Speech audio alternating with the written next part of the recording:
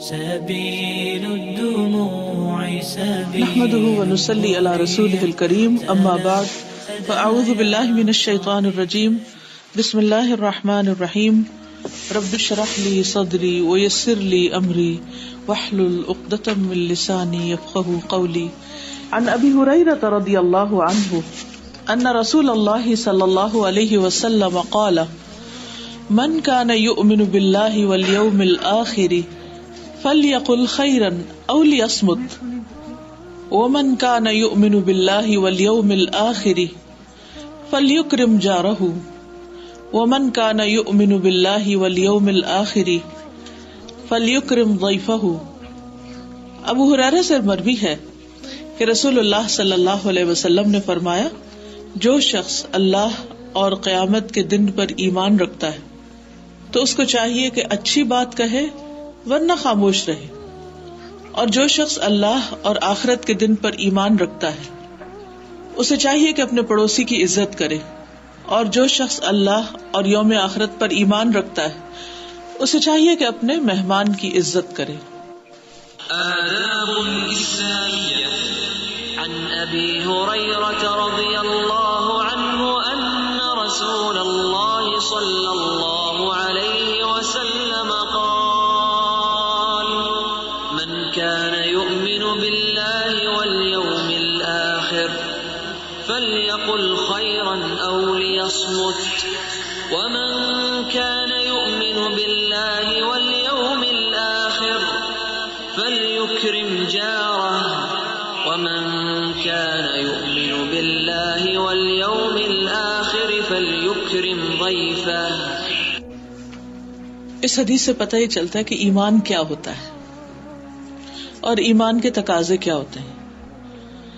عام طور پر ہم جب لا الہ الا اللہ محمد الرسول اللہ پڑھ لیتے ہیں اور اپنے ایمان کا اقرار کر لیتے ہیں، یا یہ اسٹیٹمنٹ یاد کر لیتے ہیں کہ آمنت باللہ وملائکتہ وکتبہ ورسلہ والیوم الآخر والقدر خیرہ وشرہ والبعث بعد الموت، کہ میں اللہ پر ایمان لایا، فرشتوں پر، کتابوں پر، رسولوں پر، آخری دن پر، اچھی بری تقدیر پر، اور مرنے کے بعد جی اٹھنے پر، تو ہم سمجھتے ہیں کہ اب ہم مسلمان ہو گئے، مومن ہو گئے، اور اب جنت ہمارے لیے واجب ہو گئی۔ لیکن یہ تو پہلا سٹیپ ہے، اس بات کا اقرار کرنا، دل سے ماننا اور زبان سے اس بات کو بولنا، دس از فرسٹ سٹیپ۔ ابھی تو راستہ شروع ہو رہا ہے، ابھی تو سفر شروع ہو رہا ہے ایمان کا۔ اصل ایمان کیا ہے کہ انسان دل میں بھی ان حقیقتوں کو مانے، زبان سے ڈکلیئر کرے، اور اس کے بعد اس کے مطابق اپنے عمل کو بدلے، تب ایمان مکمل ہوتا ہے۔ اور اگر کوئی شخص زبان سے کہتا ہے لیکن اس کا عمل اس کے خلاف ہے تو وہ اپنی ہی کہی ہوئی بات کو جھٹلا رہا ہے۔ تو آئیے دیکھتے ہیں کہ نبی صلی اللہ علیہ وسلم نے مومن ہونے کی کیا شرائط بتائی ہیں یہاں پر۔ تو اس سے پہلی چیز جو بتائی گئی وہ ہے کہ جو شخص اللہ اور آخرت کے دن پر ایمان رکھتا ہے، من کان یؤمن باللہ والیوم الآخر فلیقل خیرا، تو اسے چاہیے کہ منہ سے اچھی بات نکالے، اچھی بات کہے، او یا پھر لیصمت، خاموش رہے۔ یہ ایمان کا تقاضا ہے۔ ہمارا ایمان ہمیں اس بات کا سبق دیتا ہے کہ ہم اپنی زبان کے اعمال کو سنوار لیں، اور اسی طرح جو ایمان رکھتا اسے چاہیے کہ وہ اپنے ہمسائے کی عزت کرے، اس کا خیال رکھے، اور جس کا ایمان ہے اسے چاہیے کہ وہ اپنے مہمان کی عزت کرے۔ جو شخص اس طرح کا ایمان رکھتا ہو اس کا ایمان اللہ تعالیٰ کو بھی پسند ہے، اللہ تعالیٰ کے ہاں بھی قبول ہے، اور اس کے بندوں کے لیے بھی خیر و برکت اور سلامتی کا باعث ہے۔ لیکن اگر کوئی شخص زبان سے یہ کہتا ہے کہ میں مانتا ہوں لیکن ان اصولوں پر عمل نہیں کرتا، ان چیزوں کو اپنی زندگی میں نہیں رکھتا، تو وہ ایک طرح سے اپنے ایمان کا خود مذاق اڑا رہا ہے، کیونکہ وہ جو کہتا ہے وہ کر نہیں رہا۔ جہاں تک اس بات کا تعلق ہے کہ زبان سے اچھی بات نکالے، فَلْيَقُلْ خَيْرًا، خیر کی بات کرے یا پھر چپ رہے۔ تو خیر کا کیا مطلب ہے؟ بھلی بات کا مطلب کیا ہے؟ تو خیر کی دو قسمیں ہوتی ہیں۔ نمبر 1 کہ وہ بات بذات خود اچھی ہو، جیسے اللہ کا ذکر ہے، تسبیحات ہیں، اللہ کی حمد و ثنا ہے، قرآن مجید کی تلاوت ہے، نفع مند علم سکھانا ہے، نیکی کا حکم دینا ہے، برائی سے روکنا ہے، یہ سب کچھ فی ذات ہی اچھا ہے. تو مثلا اگر کوئی سبحان اللہ، الحمدللہ، اللہ اکبر پڑھ رہا ہے یا قرآن کی کوئی سورت تلاوت کر رہا ہے تو کوئی بھی شخص یہ نہیں کہہ سکتا کہ یہ کوئی غلط بات کر رہا ہے. ہر ایک کہے گا بہت اچھی بات ہے. لیکن بعض باتیں قرآن کی آیات نہیں ہوتی، ذکر کے الفاظ نہیں ہوتے، وہ کوئی دنیا کی بات ہوتی، کوئی فائدہ مند بات ہوتی، اور اس کے پیچھے کہنے کا مقصد یا جو نیت ہے وہ بھی اچھی ہوتی، تو وہ بات بھی اچھی ہوتی. یعنی نمبر 1 کیا ہے کہ جو قرآن اور حدیث کے الفاظ ہیں، یہ ذکر اذکار ہیں، یہ اچھی بات ہے. اور نمبر 2 جس کے پیچھے مقصد اچھا ہے. بعض اوقات جب انسان اچھے نیت اور اچھے مقصد کے ساتھ کسی کو کوئی مشورہ دیتا ہے، کسی کا غم دور کرتا ہے، کسی کا خیال رکھتا ہے، کسی کی وحشت دور کرتا ہے، کسی کے لیے کوئی آسانی پیدا کرتا ہے یا اس کے دل میں کوئی خوشی پیدا کرتا ہے. بعض اوقات آپ دیکھیں کہ ہلکے پھلکے جوکس جو ہوتے ہیں وہ کس لیے ہوتے ہیں کہ دوسرا شخص خوش ہو جائے. اس میں کوئی جھوٹ نہیں ہوتا، کوئی غلط بیانی نہیں ہوتی، لیکن نہ تو وہ قرآن کی آیت ہوتی ہے، نہ وہ کوئی حدیث ہوتی ہے، مگر وہ بات اچھی ہوتی ہے کیونکہ اس کے کہنے کے پیچھے نیت اچھی ہے. اور نیت کیا ہے کہ دوسرے کو خوش کر دیا جائے، تو یہ بات بھی اچھی ہے. تو ایک ہے الخیر فی ذاتہ اور ایک ہے الخیر لغیرہ. رسول اللہ صلی اللہ علیہ وسلم نے فرمایا کسی کو نیکی کرتے وقت معمولی نہیں سمجھنا چاہیے، خواہ اپنے مسلمان بھائی کو کھلے دل سے ملنا، کھلی پیشانی کے ساتھ ملنا، کشادہ چہرے کے ساتھ یعنی اسمائل کرتے ہوئے، اور خواہ کسی تنہا انسان کی گھبراہٹ اس کے ساتھ رہ کر دور کرنا، تو یہ بھی خیر کی بات ہے. مثلا بعض اوقات کسی کا کوئی عزیز پیارا دوست، رشتہ دار، قریبی رشتوں میں سے کسی کا شوہر یا بیٹا یا کوئی بہن بھائی اس کا فوت ہو جاتا ہے، تو اس کے بعد وہ بہت غم کا شکار ہو جاتا ہے انسان، یا ڈپریشن میں جانے لگتا ہے یا تنہائی کا شکار ہو جاتا ہے. بعض بہت عزیز پیارے رشتے جب دنیا سے چلے جاتے ہیں تو آپ نے دیکھا ہوگا یہاں بھی بہت سے لوگ بالکل اکیلے ہو جاتے ہیں. ہسبینڈ وائف رہ رہے ہیں، کوئی ایک چلا گیا تو ایک رہ گیا پیچھے. اب بچے اپنی اپنی زندگی میں ہیں. اب ماں باپ کا دل ہوتا ہے کہ جہاں ان کی اپنے آرام کی جگہ ہے وہیں پر رہے، اور بچوں کا کیا دل چاہتا ہے کہ جو ان کی کنوینئنس کی جگہ ہے وہ اس میں رہیں. تو زندگی بہت مشکل ہو جاتی ہے بعض اوقات. اسی طرح کئی دفعہ تو اپنے رشتے دار ہوتے ہیں، جان پہچان کے لوگ ہوتے ہیں، کئی دفعہ غیر ہوتے ہیں، اور کئی دفعہ نان مسلم ہوتے ہیں. اب مثلاً آپ کو یہ معلوم ہے کہ آپ کے نیبر میں کوئی نان مسلم ہے، کوئی خاتون ہے، اکیلی ہیں، کوئی ان کے بچے نہیں، کوئی ان کے عزیز رشتے دار نہیں، یہاں کوئی ان کا خیال رکھنے والا نہیں. تو اگر آپ اپنے وقت کا کچھ حصہ نکال کے ان کی خیر خبر معلوم کر لیتے ہیں، ان کے پاس جا کر کوئی بات کر دیتے ہیں، ان کی کوئی مدد کر دیتے ہیں، تو یہ ساری چیزیں خیر کی شمار ہوگی. خیر کا دائرہ بہت وسیع ہے، ضروری نہیں کہ وہ صرف مسلمان کے ساتھ ہو، خیر کسی کے ساتھ بھی کی جا سکتی. کوئی بھی لیونگ بینگ جو ہے اس کے ساتھ اچھا سلوک کرنا وہ خیر میں شامل ہو جاتا ہے. پھر اسی طرح جب پڑوسی کی بات آتی ہے، نیبرز کی بات آتی ہے، تو اس میں وہ نیبر بھی شامل ہیں جو پرماننٹلی آپ کے ساتھ رہ رہے ہیں، وہ نیبر بھی شامل ہوتے ہیں جو آپ کے پاس تھوڑی دیر کے لیے بیٹھتے ہیں. مثلا اگر آپ جو لوگ آپ میں سے چیئرز پہ بیٹھے ہیں تو ان میں سے ہر ایک بیٹھنے والا دوسرے کا نیبر بن رہا ہے. جار بالجنب، پہلو کا ساتھی، کمپینین. آپ مثلا بس میں ٹریول کر رہے ہیں، گاڑی میں جا رہے ہیں، کہیں جا رہے ہیں، کوئی شخص جو آپ کے ساتھ بیٹھا ہے وہ سب اسی میں آ جاتے ہیں، وہ آپ کے نیبرز بن جاتے ہیں تھوڑی دیر کے لیے، اور کچھ لوگ زیادہ دیر کے لیے. تو یہاں پر کیا کہا جا رہا ہے کہ اس کی عزت کرو، اس کا احترام کرو. یعنی جب کبھی بات چیت کرنی پڑے، کوئی معاملہ کرنا پڑے، تو اس میں روڈنس نہ ہو، اس میں احترام کا معاملہ ہو، اچھا معاملہ ہو، خیر کا معاملہ ہو. اب ہوتا ہی ہے کہ بہت دفعہ انسان کو جب انسانوں کے ساتھ واسطہ پڑتا ہے تو ضروری نہیں ہوتا کہ ہر چیز میں 100% دو لوگ اتفاق کریں، کیونکہ اللہ تعالیٰ نے ہر ایک کی عقل سمجھ مختلف رکھی ہے، اس لیے ہر ایک کا انداز سوچنے کا، کام کرنے کا مختلف ہوتا ہے. تو بہت دفعہ ایسا بھی ہوتا ہے کہ جب کوئی شخص ہماری سوچ سے مختلف کا ہوتا ہے یا اختلاف رائے ہوتا ہے بعض اوقات، تو اس میں ہم دوسرے کے نقطہ نظر کو سمجھتے نہیں یا پھر اس کو پازیٹیولی نہیں لیتے. جس کے نتیجے میں اختلاف بڑھتا ہے. جب اختلاف بڑھتا ہے تو بعض اوقات احترام کی حدیں پامال ہو جاتی. تو ہر مسلمان پر لازم ہے کہ وہ دوسرے مسلمان کا احترام کرے, اس کے ساتھ ڈیسنٹ رویہ اختیار کرے, غصے کا شکار نہ ہو, کیونکہ غصہ شیطان کی طرف سے ہوتا ہے اور شیطان انسان کا دشمن ہے. اور شیطان کیا چاہتا ہے کہ لوگوں کے تعلقات آپس میں خراب رہے. اسی لیے اللہ سبحانہ وتعالیٰ قرآن مجید میں ہمیں کیا حکم دیتے ہیں؟ قل لعبادی یقول التی ہی احسن ان الشیطان ینزغ بینکم. قل کہہ دیجئے لعبادی میرے بندوں کو, یقولو وہ کہیں, التی ہی احسن وہ بات جو اچھی ہو, یعنی جب بات کریں تو اچھی بات کریں. کیوں؟ اس لیے کہ ان الشیطان ینزغ بینکم, شیطان تمہارے درمیان پھوٹ ڈلواتا ہے. اور اس پھوٹ کا آغاز کہاں سے ہوتا ہے؟ ایک دوسرے کو رسپیکٹ نہ دینے سے, ایک دوسرے کے ساتھ اچھی طرح بات نہ کرنے سے. تو اس لیے یہ معمولی بات نہیں, یہ ایمان کا تقاضا ہے.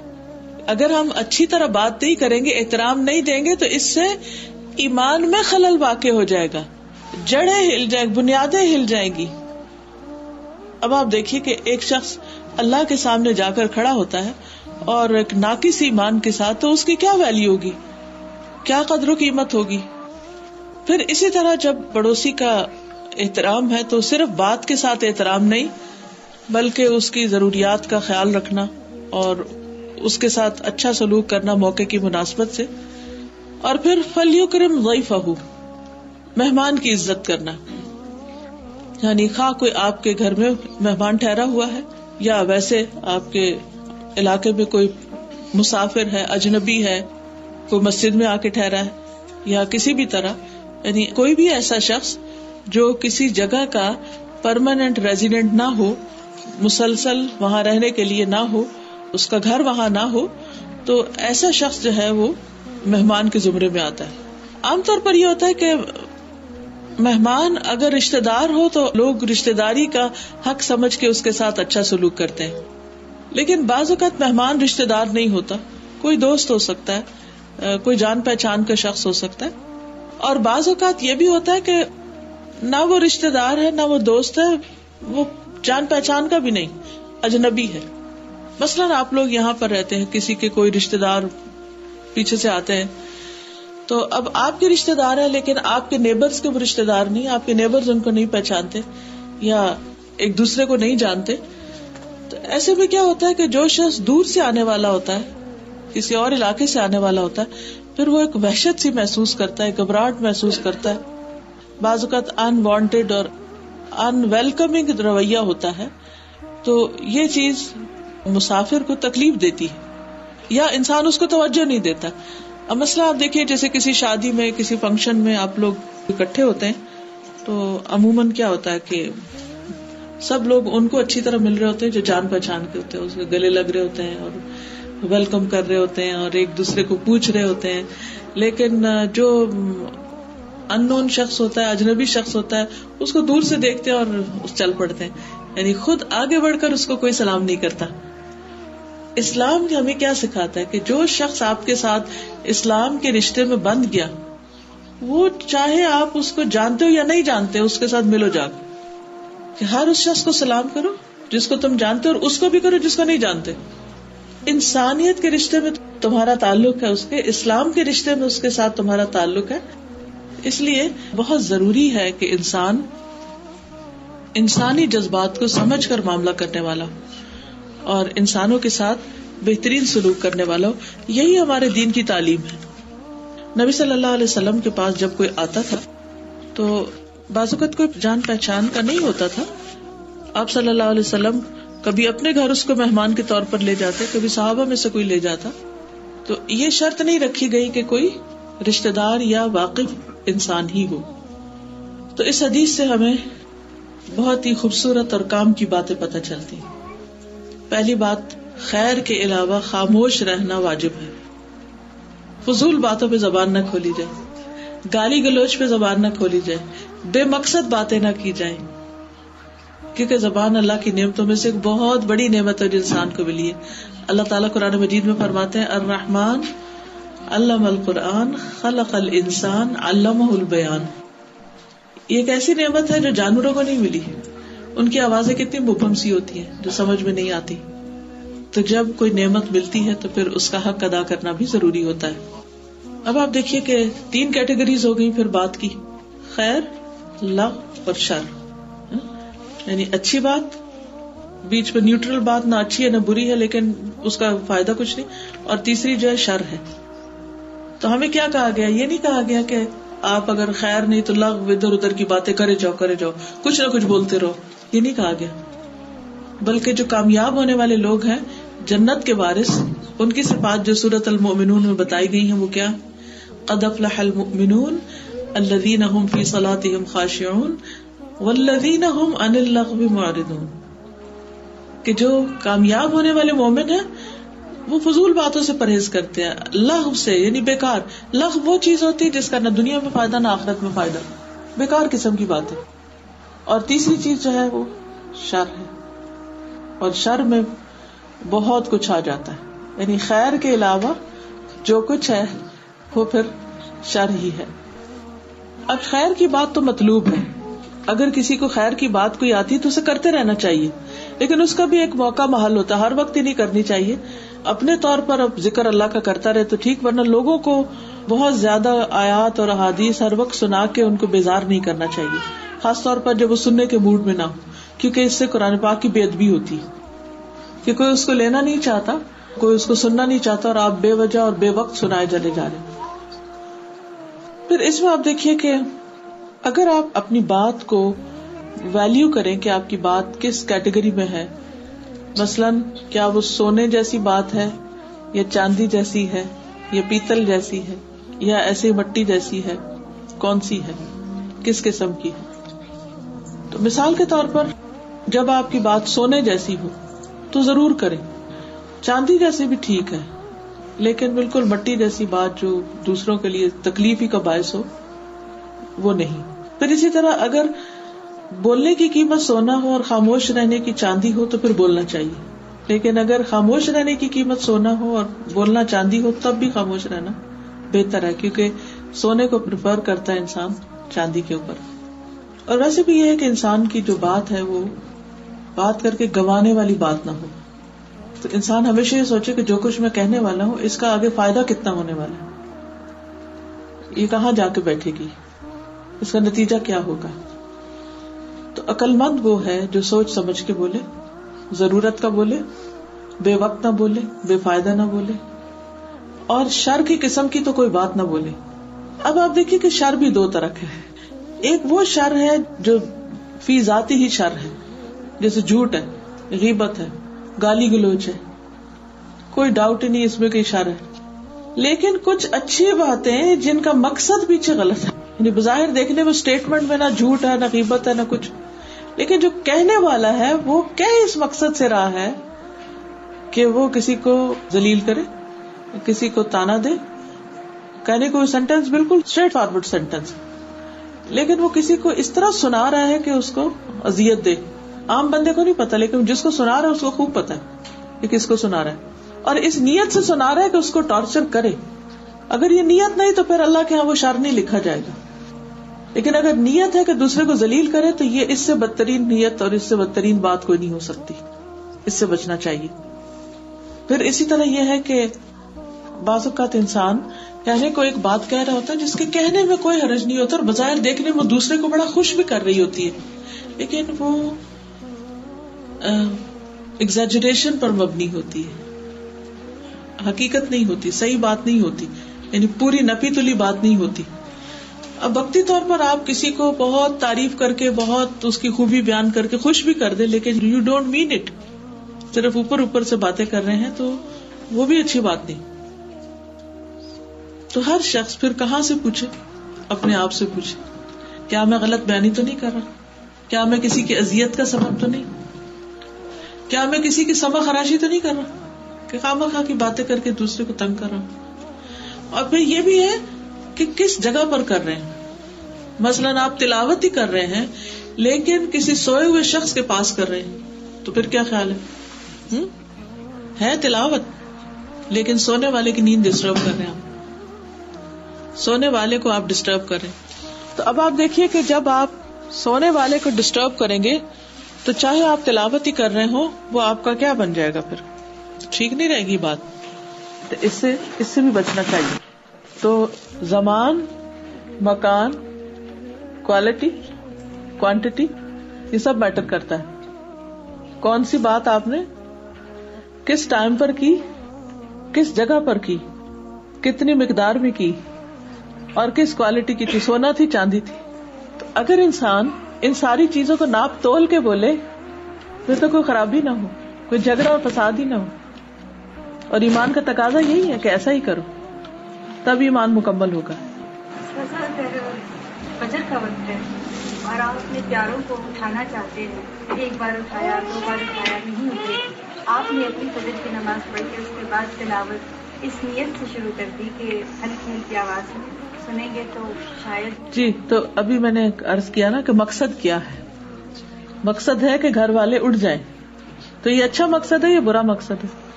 اب اگر آپ یہی آدھی رات کو اٹھ کے یا تہجد کے وقت جبکہ دوسروں کے اوپر تہجد فرض نہیں اس وقت اگر آپ کر رہے ہیں تو وہ ٹھیک نہیں. لیکن آپ فجر پڑھ چکے ہیں اور دوسروں کا اٹھنا ہی چاہیے، اس وقت پڑھ رہے ہیں تو اس میں کوئی حرج نہیں. اب آپ اس کو خود بھی غور کیجئے. دیکھیں میں نے آپ کو جو کرائیٹیریا دیا نا، مکان، جگہ کون سی ہے، زمان، ٹائم کون سا، وہی کام اگر ایک وقت میں کریں گے تو بہت ہی اچھا ہے اور دوسرے وقت میں کریں گے تو وہی اچھا نہیں. اور پھر کتنا کر رہے ہیں اور کس کوالٹی کا کر رہے ہیں. کوالٹی سے مراد یہ کہ کس انداز سے اور کس طریقے سے اور کس درجے کا وہ دوسروں کو فائدہ پہنچا رہا ہے. کیونکہ کچھ چیزیں ایسی ہوتی ہیں کہ جو آپ کرتے ہیں آپ کے نزدیک وہ سونے کے بھاؤ ہے لیکن وہ دوسرے کے نزدیک اس کی کوئی ویلیو نہیں، وہ اس کو مٹی کے بھاؤ بھی نہیں لیتا. تو پھر آپ کو کیا کرنا چاہیے؟ مثلا قرآن کی ایک آیت سونے سے بھی مہنگی ہے.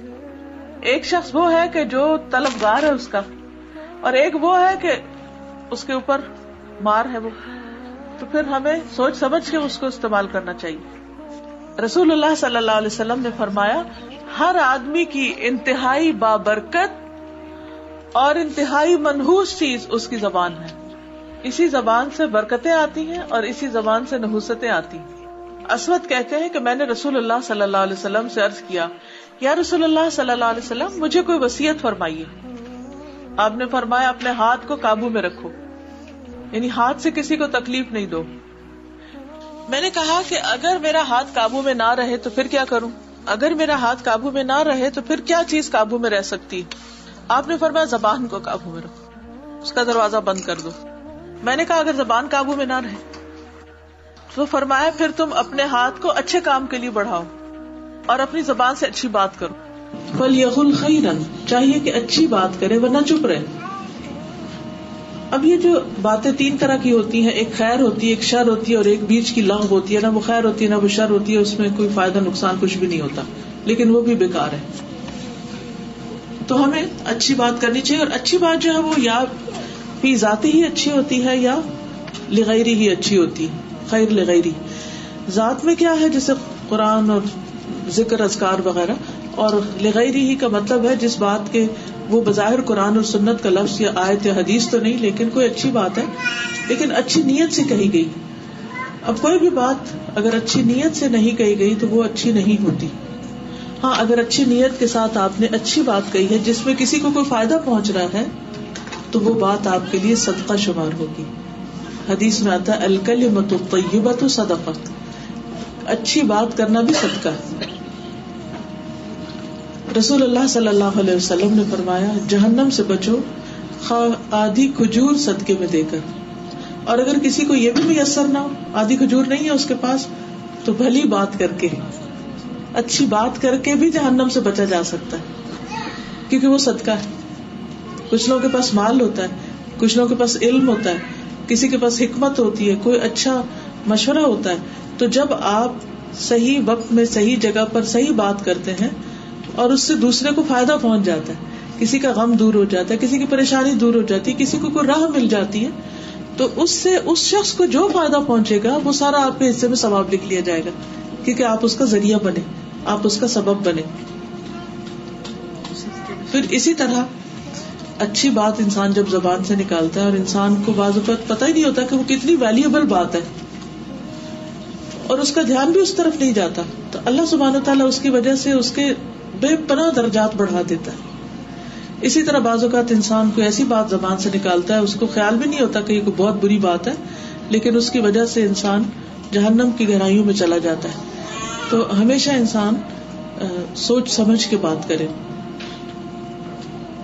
رسول اللہ صلی اللہ علیہ وسلم نے فرمایا, کوئی شخص اللہ کو راضی کرنے والی ایک بات کرتا ہے جو اللہ تعالیٰ کو خوش کر دیتی ہے, وہ نہیں سمجھتا کہ اس کا اثر وہاں تک ہوگا جہاں تک ہو جاتا ہے حقیقت, کہاں تک وہ بات فائدہ دے جاتی.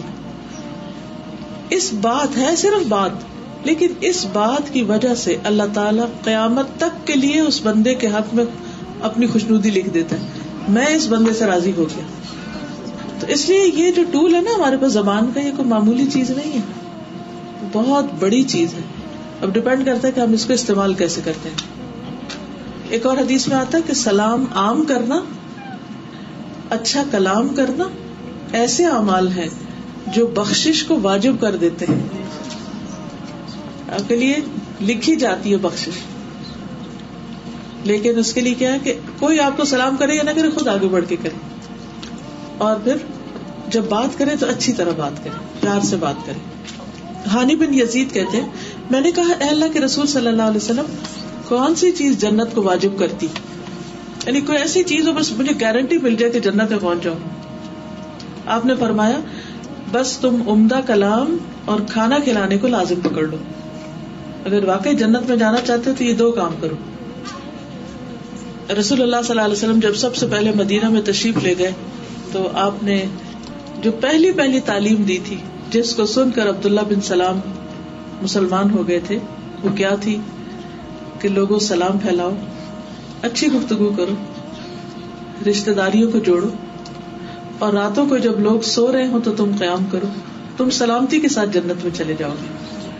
ایک اور جگہ پر آتا ہے کہ جنت میں ایسے بالا خانے نے اوپر بلند مقامات پر گھر ہیں جن کا اندر کا حصہ باہر سے اور باہر کا حصہ اندر سے نظر آتا ہے, جیسے گلاس ہاؤسز ہوتے ہیں. ایک بدو نے پوچھا یا رسول اللہ صلی اللہ علیہ وسلم, یہ کس کے لیے ہیں, اتنے خوبصورت گھر کس کے ہوں گے؟ فرمایا اس شخص کے لیے جو بات اچھی کرے, ضرورت مندوں کو کھانا کھلائے, اور جب رات کو لوگ سو رہے تو صرف اللہ کے لیے تہجد کی نماز ادا کرے, تو اس کو یہ بہترین گھر ملے. اس کے برعکس اگر کوئی شر کی بات کرتا ہے تو وہ ناراضگی کی بات ہے, جہنم میں جانے کی بات ہے, بالکل اس کے اپوزٹ بات آتی. اور لغو بھی انسان کی کامیابی کے راستے میں رکاوٹ ہو جاتی, کیونکہ نہیں پتا ہوتا کہ وہ انسان کے لیے مائنس, اس کے نیکیوں کو مائنس کر دے. اور اگر انسان کو نہیں سمجھ آ رہی کہ کیا بات کرنی تو ضروری نہیں ہوتا بولنا. بعض اوقات ہم سمجھتے ہیں کہ ہم اپنا مشورہ ہر صورت دیں, چاہے کوئی مانگے یا نہ مانگے, کوئی پوچھے یا نہ پوچھے. تو ایسی صورت میں جو اگر آپ کو خود سمجھ نہیں آ رہی کہ آپ کی بات کس طرف کو جا رہی ہے تو بہتر ہے خاموشی اختیار کی جائے, کیونکہ حدیث میں آتا ہے کہ من صمت نجا, جس نے خاموشی اختیار کی وہ نجات پا گیا. دنیا میں بھی اس کو کوئی نہیں پکڑ سکتا کیونکہ اس نے بات کہی نہیں. اور یہی وجہ ہے کہ اگر آپ کسی کی برائی نہیں کرتے, کسی پہ کوئی الزام تراشی نہیں کرتے, کسی کا برا نہیں چاہتے, تو آپ کو کوئی ڈر بھی نہیں ہوتا, کیونکہ آپ کو اپنا پتا ہے کہ آپ نے کسی کے خلاف کوئی نفرت نہیں پھیلائی, کوئی کسی کو تنگ نہیں کیا, کسی کو ستایا نہیں, کوئی آپ کا کیا کر سکتا ہے. انسان جب بولتا ہے اور غلط بولتا ہے تو وہ دراصل دوسرے کے ہاتھ میں اپنے خلاف ہتھیار پکڑا دیتا ہے, اب مارو مجھے. نبی صلی اللہ علیہ وسلم زیادہ تر خاموش رہتے تھے, البتہ آپ کی موجودگی میں صحابہ شعر بھی پڑھتے تھے. آپ کبھی ہنستے بھی تھے لیکن اکثر تبسم فرماتے, یعنی لوگوں کی باتیں سن کر مسکرا دیتے. کبھی ہنسی بھی آتی ہے آپ کو, لیکن زیادہ تر آپ خود اس میں, یہ نہیں کہ انہوں نے شعر پڑھنے شروع کیا تو آپ بھی شروع ہو گئے, ایسا نہیں کرتے تھے, کیونکہ آپ کا مقام کچھ اور تھا. ایک چیز ایک عام انسان کے لیے کوئی گناہ کی بات نہیں ہو سکتی, لیکن مقربین کے لیے وہ چیز پسندیدہ نہیں ہوتی. وہ کہتے ہیں نا کہ حسنات الابرار سیئات المقربین. حسنات الابرار یعنی جو عام نیک لوگ ہیں ان کی جو نیکیاں ہوتی ہیں بعض اوقات وہ مقربین کے حق میں سیئات ہوتی ہیں. جو اللہ کے مقرب پسندیدہ بندے ہوتے ہیں ان کو وہ زیب نہیں دیتی. پھر اسی طرح رسول اللہ صلی اللہ علیہ وسلم نے فرمایا جس نے اپنے غصے پہ قابو پا لیا اللہ تعالیٰ اس سے اپنا عذاب روک لے گا. یعنی جس نے اپنے زبان کنٹرول کی, غصہ کنٹرول کیا, اللہ تعالیٰ اس سے آگ کو کنٹرول کر دے گا, روک دے گا. اور جس نے اپنی زبان کی حفاظت کی اللہ تعالیٰ اس کے عیبوں پر پردہ ڈال دے گا, اس کے عیب پوشی کرے گا. نبی صلی اللہ علیہ وسلم نے فرمایا اللہ تعالیٰ اس بندے پر رحم فرمائے جس نے کوئی بات کی تو فائدے کی اور اگر وہ خاموش رہا تو سلامت رہا. یعنی بولتا ہے تو فائدے کا بولتا ہے ورنہ چپ رہ کے سلامت رہتا ہے. صوبان کہتے ہیں کہ رسول اللہ صلی اللہ علیہ وسلم نے فرمایا خوشخبری ہے اس کے لیے جس نے اپنی زبان پہ قابو پا لیا, اسے اس کے گھر نے کشادگی اور گنجائش دی, یعنی اس کے گھر میں اس کے لیے موضوع ٹھکانا ہے, اور وہ اپنے گناہ پر رویا تو ایسا شخص جو ہے اس کے لیے خوشخبری, یعنی بہترین کردار کا مالک ہے.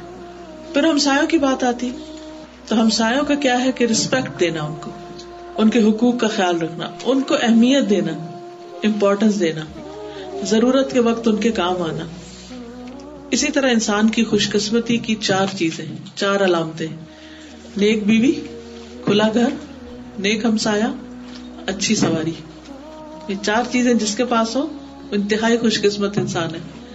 اور 4 چیزیں بدبختی کی علامت ہے: بری بیوی, تنگ گھر, برا ہمسایا, بری سواری. یہ 4 چیزیں انسان کی زندگی حرام کر کے رکھ دیتی ہیں. تو ہمیں یہ دیکھنا چاہیے کہ ہم دوسروں کے حق میں کیسے ہمسائیں. حضرت عبداللہ بن عمر سے روایت ہے رسول اللہ صلی اللہ علیہ وسلم نے فرمایا اللہ کے نزدیک بہترین دوست وہ ہیں جو اپنے دوست کے لیے بہتر ہیں. بہترین ساتھی وہ ہے خیر الاصحاب. اصحاب کا لفظی ترجمہ تو ساتھی, کمپینین کیا جاتا ہے, وہی ٹھیک ہے, لیکن دوست ساتھی کے معنی میں بھی استعمال ہوتا ہے. اور بہترین پڑوسی وہ ہیں جو اپنے پڑوسی کے حق میں اچھے ہیں. ہمسائے کا اتنا بڑا مقام ہے کہ انسان کے اچھے یا برے ہونے کا سرٹیفکیٹ وہ دیتے ہیں.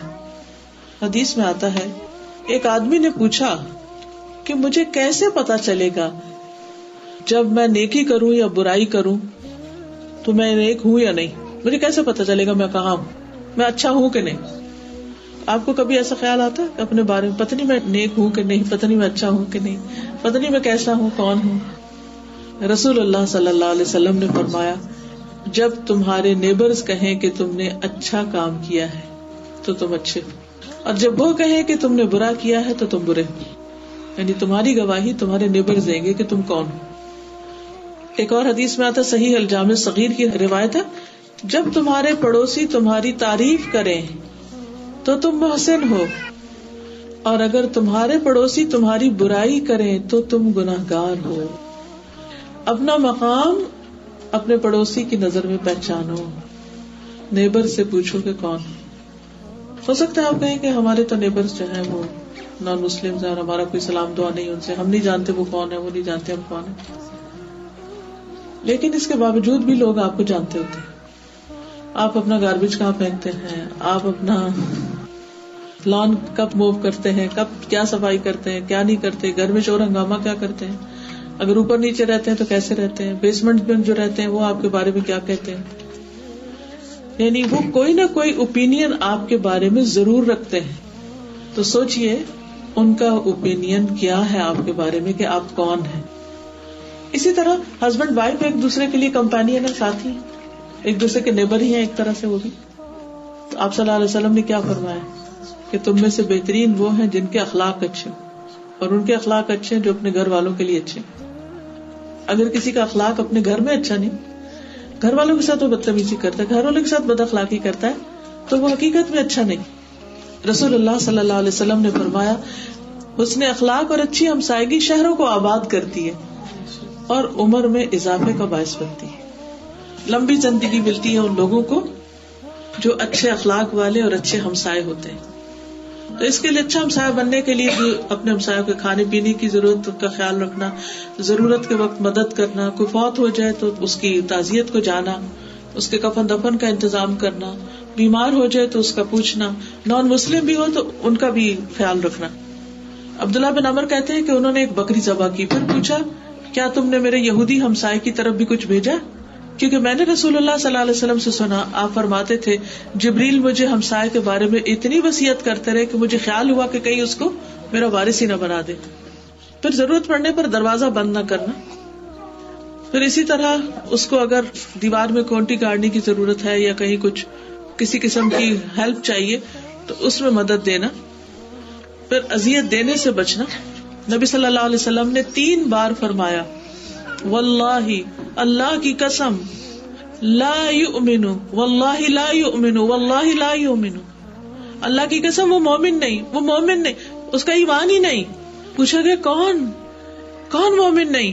فرمایا جس کے شر سے اس کا پڑوسی محفوظ نہیں، جو اپنے نیبرز کو تکلیف دیتا ہے وہ مومن ہی نہیں. پھر اسی طرح آپ نے فرمایا پڑوسی کو تکلیف دینا نیکیوں کو اس طرح مٹا دیتا ہے جس طرح سورج برف کو مٹاتا ہے. یعنی سورج نکلتا ہے تو برف میلٹ ہونا شروع ہو جاتی ہے.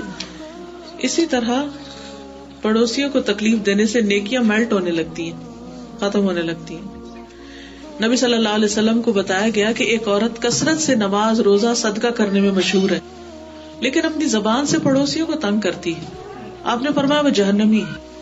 پھر کہا کہ یا رسول اللہ صلی اللہ علیہ وسلم فلاں عورت نماز روزہ صدقے کی کمی کا شکار ہے، یہ نہیں فرض نہیں ادا کرتی، یعنی بہت ایکسٹرا نہیں کرتی، لیکن وہ صرف پنیر کے چند ٹکڑے صدقہ کرتی ہے لیکن اپنی زبان سے ایک پڑوسی کو تکلیف نہیں دیتی. فرمایا وہ جنتی. اللہ سبحانہ تعالیٰ چاہتے کیا ہے کہ جو اس کی مخلوق زمین پر رہتی ہے وہ سارے ایک دوسرے کے ساتھ اچھی طرح پیار سے محبت سے خوش اخلاقی کے ساتھ رہیں. مسند احمد کی روایت ہے وہ شخص جنت میں داخل نہ ہوگا جس کا ہمسایہ اس کی شرارتوں سے محفوظ نہیں. قیامت کے دن سب سے پہلے جو جگڑنے والے اللہ کے حضور حاضر ہوں گے وہ 2 ہمسائے ہوں گے. پھر رسول اللہ صلی اللہ علیہ وسلم نے دعا بھی مانگی ہے کہ اللہ تعالیٰ برے ہمسائے سے پناہ دے. پھر مہمان نوازی آتی. بقدر استطاعت انسان اپنے مہمان کا خیال رکھے. حضرت ابراہیم علیہ السلام کا واقعہ قرآن مجید میں آتے کہ کس طرح انہوں نے اپنے مہمانوں کا خیال رکھا. پھر یہ ہے کہ جب حضرت ابراہیم کے پاس مہمان آئے تو وہ فوراً گئے اور جا کے بھنا ہوا بچڑا لے کر آئے. جب انہوں نے کھایا نہیں مہمانوں نے تو تب انہیں پریشانی لاحق ہوئی. پھر اسی طرح اگر کوئی نان مسلم بھی مہمان ہو تو اس کی بھی عزت کرنی چاہیے.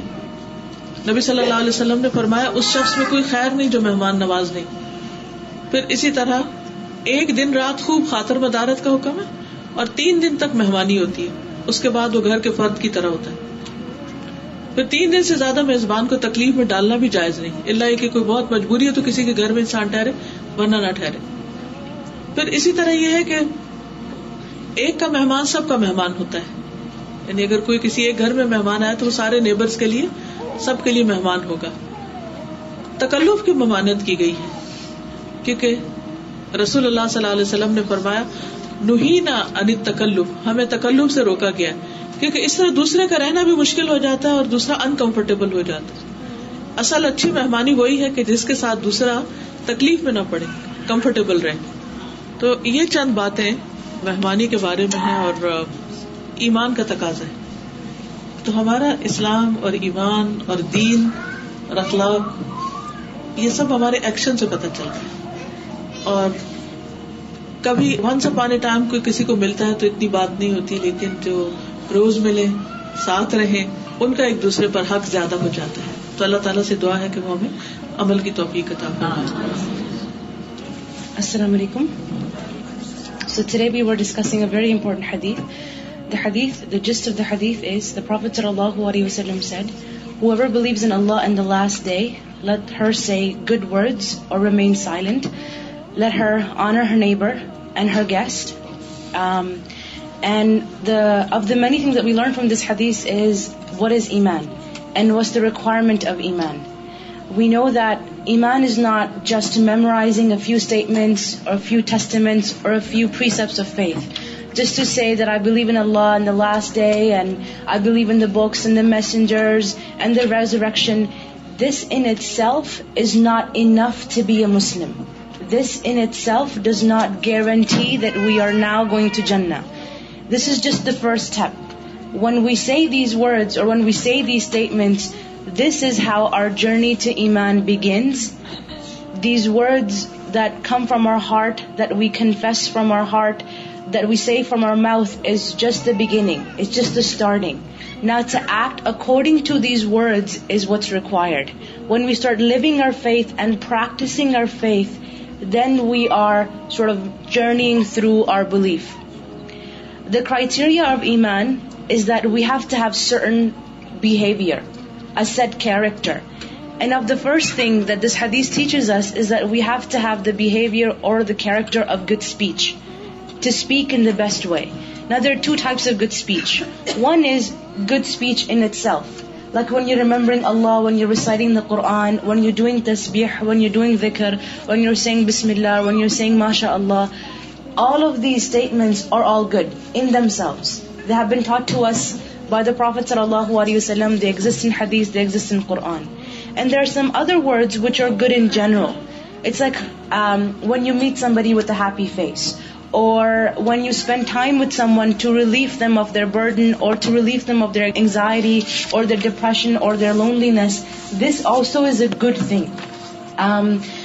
A lot of times we find that some people are living alone, or they don't have a lot of friends, or they don't have a lot of family members, and for whatever reason, we don't make the effort to get to know them, and they continue to feel alienated.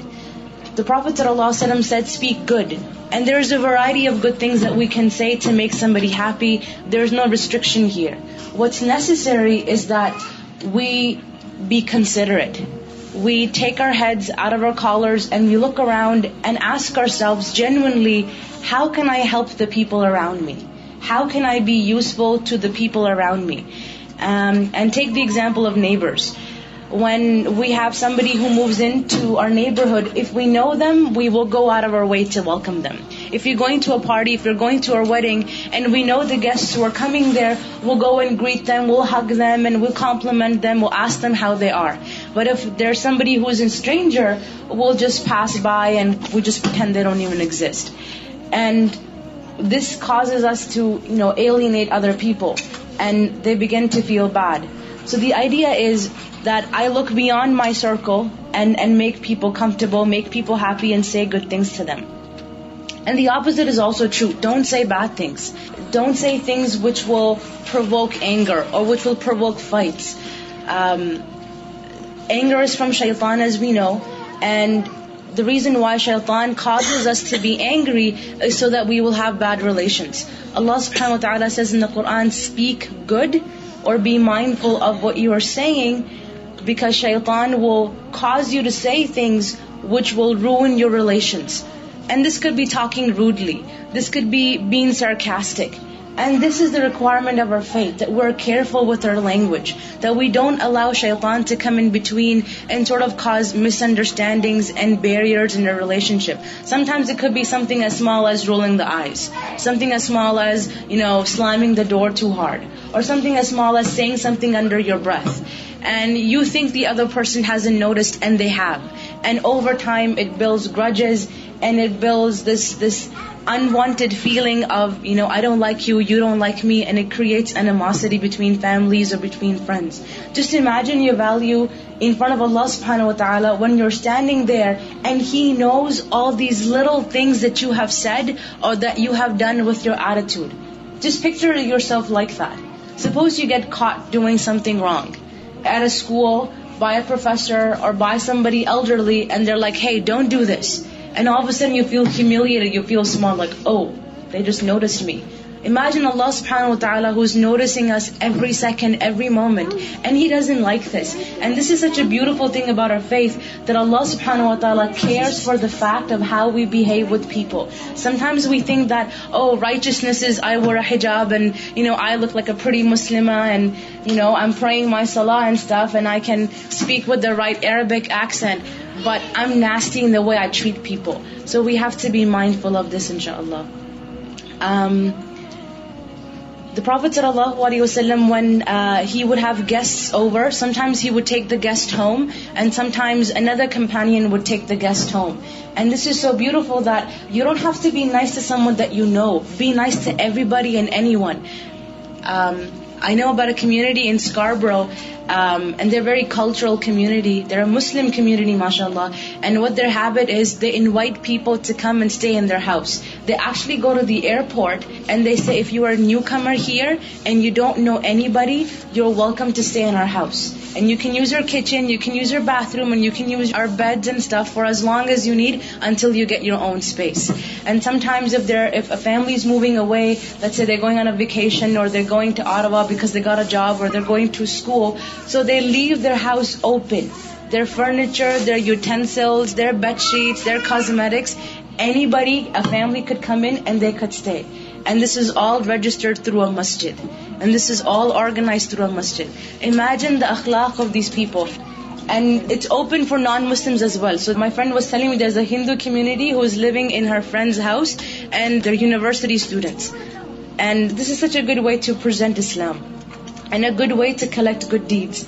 Sometimes it's better to be quiet than to say bad words. So you are at the verge of saying something useless. You picked up something and you saw something and you want to share it, don't say it. There's no benefit. It could be also that a person wants to say something in anger. You're at the fit of anger and it's about to blur out of your mouth, but you hold yourself and you say, no, I will not speak these words. Why? Because the tongue is a gift. To be able to speak is a blessing from Allah subhanahu wa ta'ala. Allah says in the Quran in Surah Ar-Rahman that the ability to speak, the ability to converse, this language that we are able to have amongst each other that we share, it's a blessing that Allah has given only to human beings. The animal creatures are not granted this. Also in Surah Mu'minun, Allah says the inheritors of Jannah, the ultimate, the most successful Muslims who will actually inherit Jannah are those who turn away, they refrain, and they stop themselves from saying anything that is not of any benefit. So it doesn't benefit you in the hereafter, it doesn't benefit you in the dunya, just don't say it. Make it a mission upon yourself. I'm not going to say anything useless. I'm not going to waste my time or the time of other people. But also keep in mind that there's a limit and there's a time. So you want to speak khair and you're filled with all this enthusiasm, and I want to help people, I want to advise people, I want to tell them about the Quran, I want to tell them about the hadith. Don't go off of a rant. Like if it's not the right time, somebody's sleeping for example, and you start reciting Surah Baqarah right on top, like right beside them, on top of their head, with the top voice, that is not of benefit. We were taught in this lecture that weigh your speech. Some speech is golden speech. Some speech is silver speech. And some speech is just dirt. It's just filth. It's completely useless. If the time is golden and your speech is golden, then say it. So if it's golden to be silent, then be silent. But if the speech is dirt, then don't speak that speech. Don't say anything that would be a waste. Sometimes what happens is we keep nagging on the person. We keep nagging, and what happens is they don't value what we're saying anymore. When they come to us or we go to them, they were like, okay, she's gonna nag again, no problem, just zone out, don't pay attention to her. So be very mindful of your speech. Remember the fact that your speech is a tool, it's a weapon. You can really impact and affect people with it. So use it wisely and use it at the right time and say the right thing. And there are also two types of evil speech, two types of hideous speech. One speech is evil and hideous in itself. It's like lying, gossip, and backbiting, and other such statements. They're hideous, they're filthy, there's no need to say them. They're a waste of time and they're just not allowed in Islam either. Allah is displeased with them. And there are other types of speech which are apparently good. You know, they seem okay, but they're actually meant to torture the other person. They're actually meant to humiliate and insult the other person. Or there are types of speech which are okay, but they're exaggerating. You're making somebody laugh, or you're telling somebody a story, and you're exaggerating, and it was so hot, there were like 1 million people there, and we were like burning to death. That's supreme exaggeration. The other person may be laughing because you're dramatic, but it's not good speech because it's not truthful. There's too much exaggeration in it. Also, don't annoy anybody with the speech. Like the example was mentioned, you're reciting the Quran, that's the best thing. However, do not recite the Quran that it will become a means of annoyance upon someone. The key rule is to remember where you are, what you're saying, and the quality of your speech. the quantity of your speech, and the intention behind your speech. So somebody asks a question, what if I'm reciting the Quran and it's Fajr time and my intention is to wake up my family? I tried to wake them up, they're not. I prayed Fajr, now I still want to wake them up. So can I recite the Quran a little bit so they wake up? Yes, you can. Because your intention is good. You don't mean to annoy them. You actually wish the best for them. We were also told about the hadith that something that could make a person really blessed and it could bring blessings into their life is their speech. And something which could make a person accursed and really ruin their life is also their speech. A companion asked the Prophet ﷺ, give me advice, and the Prophet ﷺ said, control your hand. And the man said, what if I can't control my hand? Like, what if I can't prevent people from getting hurt from my body? The Prophet ﷺ said, then control your tongue. Be careful of your tongue. Stretch your hand to do good deeds and extend your tongue and speak to say good words. We were also told that good speech is sadaqah. Something that could save yourself from hellfire is giving in charity, even if it's half of a date. And also speaking good things. For example, you have wisdom, you have experience, you have knowledge of direction, or you know the method, you know the way, and you say it to help people. This could also be a means of salvation. Good speech, sometimes we don't realize the impact of it. And same thing, a bad speech, a bad word, we don't realize the impact of it. But to Allah subhanahu wa ta'ala, it matters a lot. And a single word, a single statement can sometimes land a person in the heights of Jannah, and sometimes a single word, a single statement can cause the person to fall in the depths of hellfire. This is the power of your speech. So don't underestimate it. Your tongue, the ability to communicate is a tool. Spreading good word is a means of salvation. The Prophet ﷺ said, if you want Jannah to be guaranteed for you, if you want, a certificate of Jannah for sure, then speak good words and be busy in feeding people. One of the things that converted Abdullah bin Salam, who was a Jewish man in Medina, was that he heard the Prophet ﷺ say, speak good, join relations, feed others, and pray at night when everyone is sleeping. Can you imagine? This man was not given any direct da'wah. Sometimes you look at your friends, or you look at your colleagues, or you look at your neighbors, and you're like, how can I convince them about Islam? Just fix your character. Just fix the way you speak. Just fix the way you treat people and how you help people, and everybody else around you will be impressed and they'll be amazed. Wow, Islam is that good? Similarly, the Prophet ﷺ said the lofty homes or the glass palaces or the crystal castles of Jannah will be given to those who have beautiful speech, who have soft speech, and they feed others and they pray at night.